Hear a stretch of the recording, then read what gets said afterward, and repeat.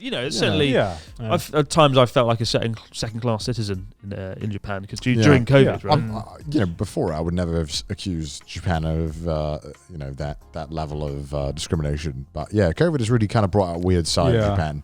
That's a bit uncomfortable. A lot of people I've spoken to sort of tainted their long-term future here. Yeah, I read a really good article about how like all these travel restrictions have really like tainted how a lot of people view Japan. Unfortunately, and how they've just kind of completely fucked over foreigners who had jobs, residencies here, really students, absolutely fucked over a ton of people, and now they just put them back and said that they're gonna keep them going again right after they release them. It's really fucked. It is bad, yeah. Well, I remember like it got so bad that the American embassy even made a tweet. Oh, right, didn't it? Yeah.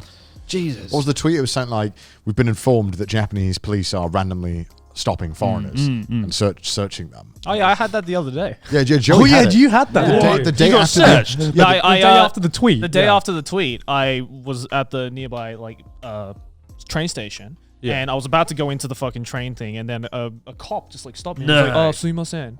And he was like, "Oh, Nihongo daijoubu?" And I'm like, "Yeah, I'm fucking daijoubu." And he was like, "Oh, we're doing fucking daijoubu." You fucking daijoubu. You fucking dickhead. Of course I'm daijoubu. He didn't know. He's being nice.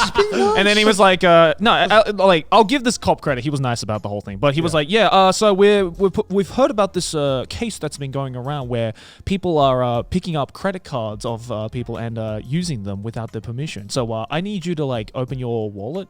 And I need to see some identification, and I need to see the names on your credit cards. And at first I was like, what the fuck is this like scam shit?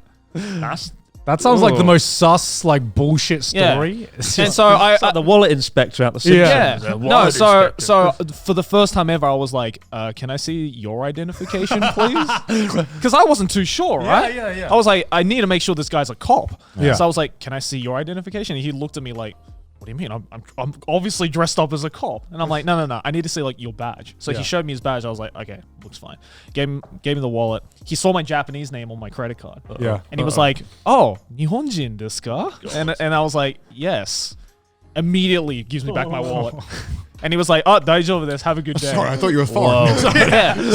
Yeah. So basically, he saw my Japanese name.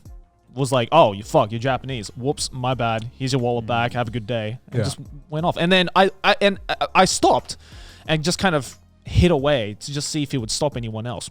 For like 5 minutes, he didn't stop anyone else. He was just walking around. He was probably waiting for the next foreigner. So I was like, God, what if it'd been Connor? He'd been shot. Yeah.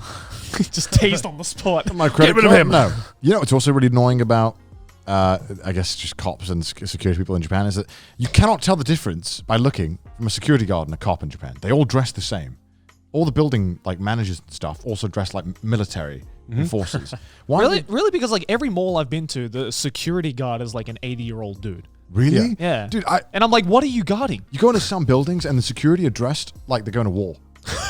And it's like, where are you going? I don't know. Just everywhere I go, they're all dressed in like these military outfits. It's so weird. Maybe at like the embassies and shit. No. I've never been to an embassy in Japan. All the security guards I've seen are like, all decrepit. Yeah, men. they're like 60, 70-year-old dudes with like the blue hats, and they're like, where the hell do you go? Yeah. It's like getting a dodgy massage. It's like the two places Japanese businessmen retire, like taxi drivers and taxi drivers, right? That's what I thought. Yeah, services that can put people's lives in danger. I look at these like 70-year-old like security guards, and I'm like, okay, let's say hypothetically, I like, steal some shit. What are you gonna do? Well, the security guards in Japan are there to call the police. Yeah, basically. That's what they do. They're not actually gonna hit you. I've never seen a security Just guard. act like a civilian, right? Yeah, I mean, they call up the group of 15 cops to come arrest you. No, but it was shocking because I'd never been stopped by like a cop before. I've never been stopped stuff like that. in That was the sort first of time 10 ever. Stopped? I've never been stopped in 10 that was the years. first time ever I've been I've been stopped. stopped twice. Have you? What the fuck am I That's doing? hilarious. I don't know. You do look a bit sort of dodgy though. Yeah. What? How do I look dodgy? I look at you and I think that man needs to be arrested. And He's done some shit. throw the key away. Get him out of here. When? In Shinjuku, presumably, or something? One at the old studio, right? One at the old studio. Yeah. Police came in. Oh, no. Please And, stop everything. Stop this recording. Is there a Mr. Cahoon in here? one at the old studio and one at like around like Oimachi at that area. What have you done? What did you do? Nothing. What did I do? Like I pissed on the floor. Confess or now. No, I was walking, and I was the only. Were you alone? Yeah, I was. Oh, right. I saw a bunch of dudes walk past, and this dude just perked up when he saw me and just like came over to me and just stopped me and asked for my like ID and all that. And I was like, nothing. I just gave him it. I was like, what do you want? I could clearly see that he was a police officer, and I was like, all right, well, I guess I'll show it to you.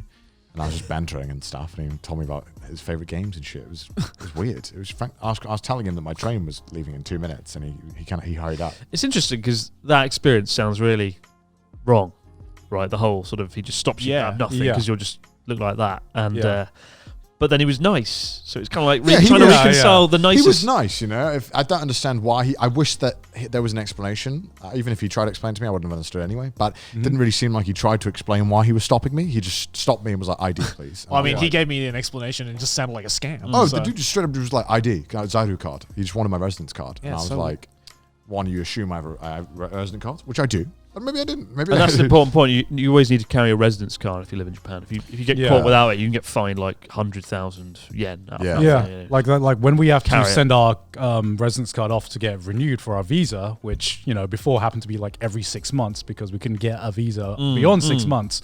That like few weeks in between us waiting to get our residence card, that was just like pure anxiety. Your passport or something? No, because we had to send off our passport as well. Oh Jesus! So the only thing we had was a little bit of paper saying. This document that says that there's not even like a document; it's an email that says, "Oh, they've sent it off and they're getting it renewed." And I don't know how friendly the cops would be if I just opened up this email. I think they'd be pretty understanding. I think they're just I don't know. I think it's just that first hurdle they have to get over. Because like I don't have a Zaidu card, so every time I'm like, I don't have a Zaidu card. The cop's like ready to like write the ticket. He's like, you don't have a Zaidu card. Then I have to explain. $10,000 gone. Yeah. Sorry. I mean, I don't really get too offended about it. It's a bit annoying, but I wish they would just tell me why they're doing it. Why? Random stop and search. Random. Random.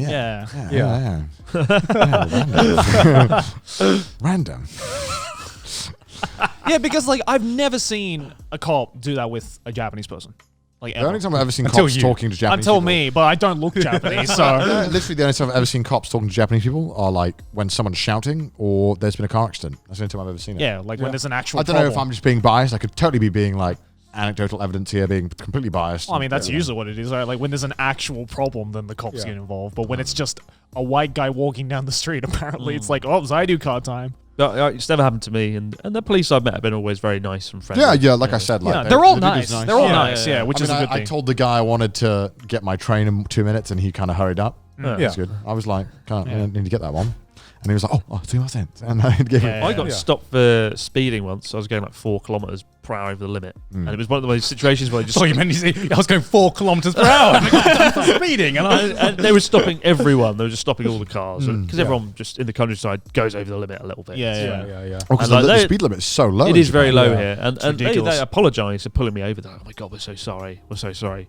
We know this is ridiculous. We're so sorry to inform you that you're breaking the law. But they kind of knew that it was a bit petty, and they could be doing something. Did they give better. you points? Yeah, I got a few points, I think. For that? For 4 kilometers? Pay like some money. Oh my gosh. How mean? Might have been 7 kilometers. What were they? Might have been 15, 20. I might have been going 100. But, I mean, a lot of people do go like 110 on the like 70 or 80 miles. Yeah, because the highway is like 80. Yeah, so the miles per hour is like what, 50 maximum? 50 miles per hour on the highways? You're not getting anywhere at 50 miles an hour. It's true. Like, I get it's a small country, but people got to go. Well, compared to the UK, it's not a small country at all. That's why, you're not surprised when you're seeing there would just be like cars, tons of them, just going like 110. Yeah. All of them do it. None of them follow the rules. But apparently, I was told. I don't know if this is true. It's the person in front who gets the blame if everyone's like speeding behind. The leader. Yeah, because the leader is clearly the one who decided. Influencer. Influence them. I don't know how true that is. I imagine if like 20 people are speeding, they can't stop every car. Yeah. Got to set an example, right? You piece of shit. That's what I mean. If I've noticed that whenever like one car goes in the front, all the other cars just go back in. Yeah. They don't want to be the one in the front. Yeah. That could be It true. makes sense. Yeah. Don't know if it could be just complete hysterical. It makes sense, but I don't know. realised I've been looking at the wrong camera the entire time. I've been looking at this one instead of that one. Oh my God. You've been on this show 4 times now, Chris. Oh my God.